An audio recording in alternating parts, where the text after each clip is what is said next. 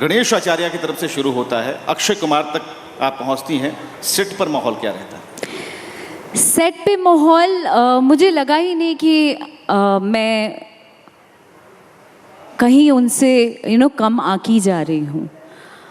सारे लोग बहुत ही बराबर तरीके के नज़रिए से देख रहे थे और सबसे ताज्जुब की बात मुझे ये हुई कि मैं जब अक्षय सर आए तो पता चला उनकी तबीयत थोड़ी ख़राब थी और वो वैनिटी में रेस्ट कर रहे थे।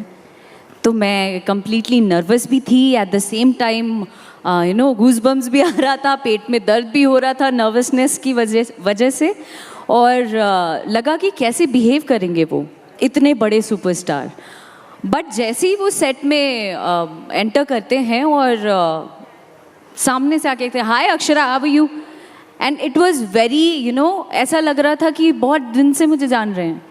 तो मुझे एक सेकंड के लिए भी नहीं लगा कि मैं इतने बड़े सुपरस्टार के साथ गाना करने गई हूँ।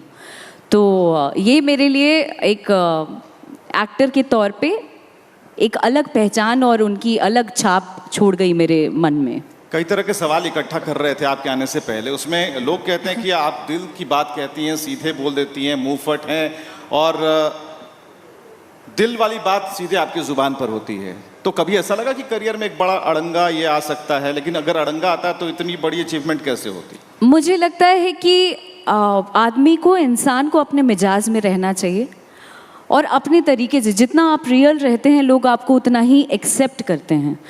तो मैंने कभी भी नकलीपन और एक अलग कवर ओढ़ के कभी अपने आप को मैं चली ही नहीं हूँ।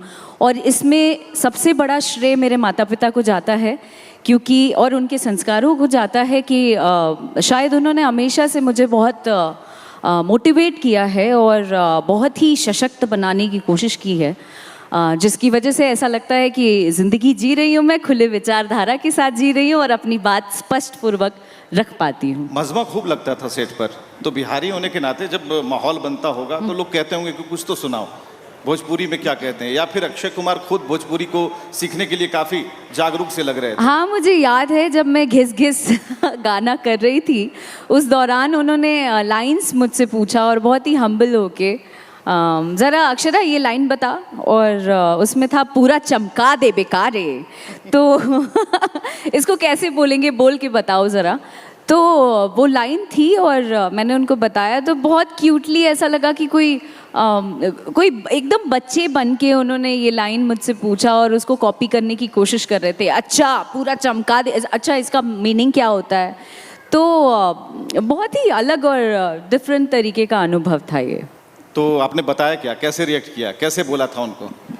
मैंने कहा सर इसको कहते हैं पूरा चमका दे बेकारे।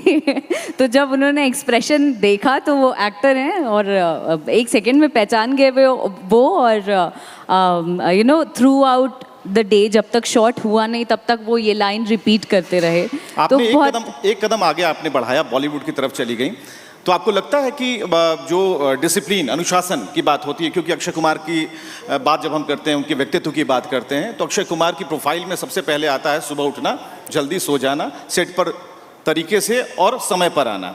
तो ये डिसिप्लिन नई चीज़ थी आपके लिए? ये डिसिप्लिन मेरे लिए तो नई चीज़ नहीं है, क्योंकि कमिंग फ्रॉम बिहार, पटना शहर से हूँ और मेरी माँ जो हैं वो भी अक्षय कुमार ही हैं।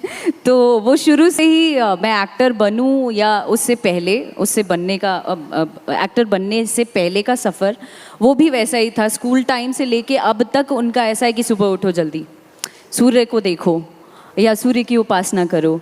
तो ये हमेशा से हम लोग के जहन में, मेरे भाई के जहन में बैठा हुआ है कि नहीं सुबह हो गई जल्दी उठो।